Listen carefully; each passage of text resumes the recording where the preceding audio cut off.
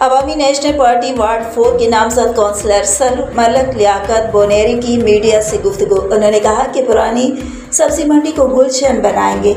एक बयान में कहा कि हम दावा नहीं करते, हम काम करते हैं और कर रहे हैं। इस वक्त पुरानी सब्जी मंडी में तरक्याती काम जारी हैं, जिसमें सेवरेज लाइन और टफ टाइम लगा रहे हैं। इंशाल्लाह तरक्याती काम हम करते रहेंगे। मुत्तहिदा कौमी मूवमेंट के साबका उम्मीदवार NA 245 के मोईद अनवर खुसूसी निगरानी कर रहे हैं। हम बार के भी काम कर रहे हैं।